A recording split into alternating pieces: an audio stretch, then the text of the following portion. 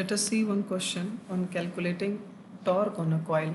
ठीक है, तो टॉर्क ऑन अ कॉइल निकालने का सबसे अच्छा तरीका होता है कि आप मैग्नेटिक डाइपोल मोमेंट निकाल लें उस कॉइल का और उसको क्रॉस प्रोडक्ट कर दें एग्जिस्टिंग मैग्नेटिक फील्ड से। ठीक है, तो ये कॉइल का सेटअप है। देखिए, ये वाई एक्सिस है, ये एक्स जेड एक्सिस है और ये एक्स एक्सिस है। जो मैग्नेटिक फील्ड है वो वाई डायरेक्शन में। ठीक है, एक टेस्ला। तो जो मैग्नेटिक फील्ड है आपको मिल गया एक टेस्ला जे कैप। ठीक है, वाई एक्सिस की तरफ है। मैग्नेटिक डाइपोल मोमेंट का क्या होता है तरीका निकालने का? I into area vector of the coil. अब यहाँ पे ना नंबर ऑफ टर्न्स ज़्यादा दिए हुए हैं। ठीक है, 100 टर्न्स दिया हुआ है, तो इसी में आपको एन भी लगाना पड़ेगा। ठीक है, जितने कॉइल्स होते हैं मतलब जितने टर्न्स होते हैं उतना स्ट्रॉन्ग हो जाता है मैग्नेटिक डाइपोल मोमेंट, उतना मैग्नेटिक फ्लक्स ज़्यादा हो जाता है। तो 100 टाइम्स आपको करना पड़ेगा। 100 टाइम्स 2 एम्पियर का करंट है इसमें। और एरिया ऑफ द कॉइल कितना हो जाएगा? देखिए, डायमेंशन दिया हुआ है 3 सेंटीमीटर इंटू 4 सेंटीमीटर। तो एसआई यूनिट में इसको लिख लीजिए 0.03 इंटू 0.04। तो ये कितना हो जाएगा? 4×3 12, 12×2 24, ये 100 से ये कट जाएगा और ये आ जाएगा 0.24 जूल पर टेस्ला।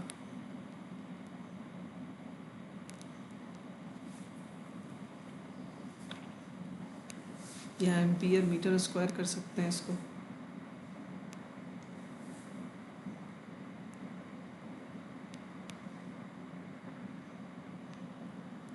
ठीक है, यूनिट कोई भी ले सकते हैं, सारा स्टैंडर्ड यूनिट है तो अंत में स्टैंडर्ड ही आएगा सब कुछ। ठीक है, इसको हटा देता हूँ, कन्फ्यूजन नहीं रखना है।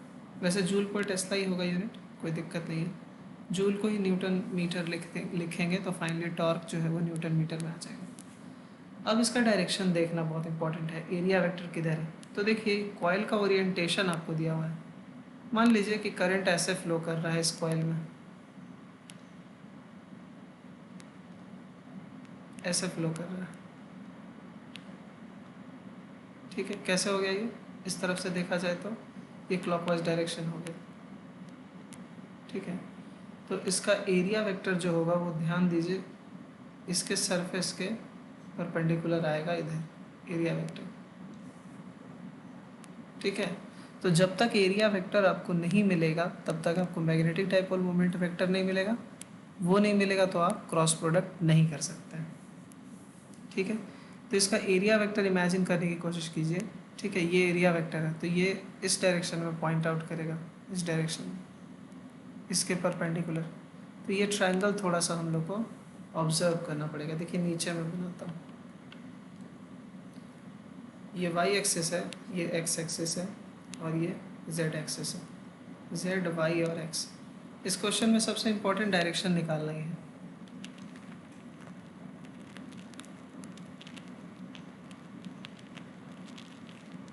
ये देखिए, ये कॉइल का नीचे वाला एज हम बना रहे हैं, ये वाला, और इसके परपेंडिकुलर होना है एरिया वेक्टर को। ठीक है, ये 90 डिग्री होगा, ये एंगल 37 डिग्री दिया हुआ है। ठीक है, ये एरिया वेक्टर है। अब इसी को हमको तोड़ना है। ठीक है, एक्स और वाई में अगर हम इसको तोड़ देंगे इस वेक्टर को तो हमारा काम हो जाएगा। ठीक है, तो ये देखिए, हमको कौन सा एंगल निकालना पड़ेगा आप समझिए।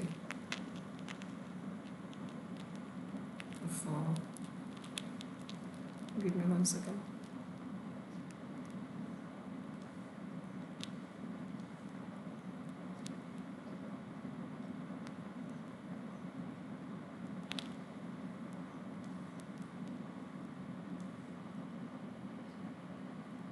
ये एरिया वेक्टर हो गया।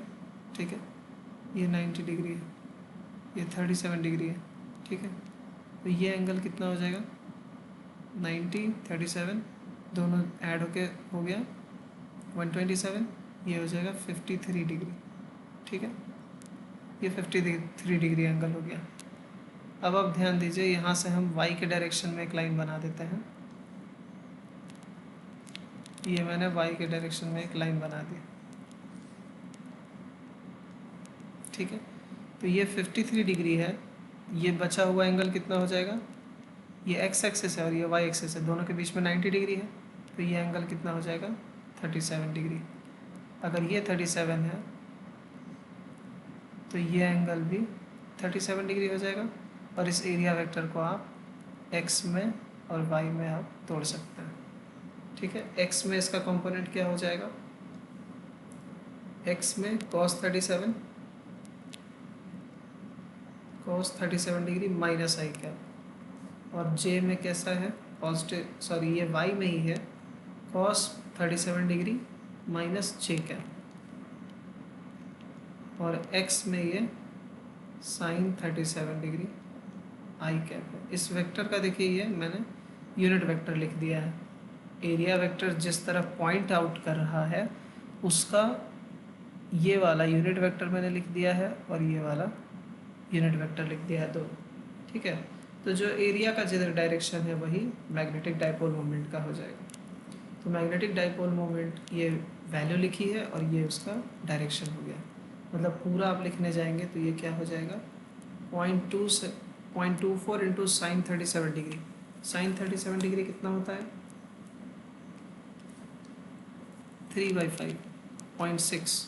ठीक है, ये 3/5 होता है, 3/5 से आप इसको मल्टीप्लाई करेंगे 0.24 को, तो ये आ जाएगा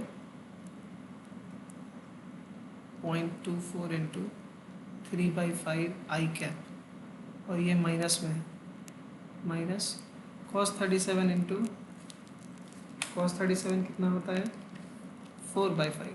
ठीक है, इसको 4/5 इंटू 0.24 जे कैप कर लीजिए, तब ये आपका मैग्नेटिक डाइपोल मोमेंट आ गया और ये मैग्नेटिक फील्ड आ गया। अब आप टॉर्क आराम से निकाल सकते हैं। तो ये क्वेश्चन एक्चुअली टॉर्क का तो है ही, बट इसमें ज़्यादा केयरफुल आपको एरिया निकालने पर रहना है। ठीक है, एरिया वेक्टर का डायरेक्शन अगर आपको निकल गया तो आप आराम से ये निकाल सकते हैं। ठीक है, वैल्यूज़ कैलकुलेट कर लेते हैं।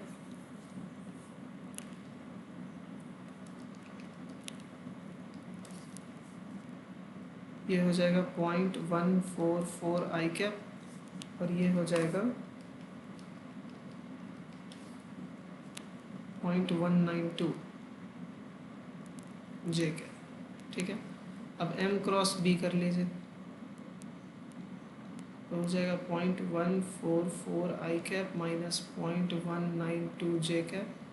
इसको क्रॉस करना है आपको 1 टेस्ला जे कैप से, तो j और j का क्रॉस तो 0 हो जाएगा, i और j का क्रॉस k हो जाएगा, और इनका मल्टीप्लिकेशन 0.144 न्यूटन मीटर।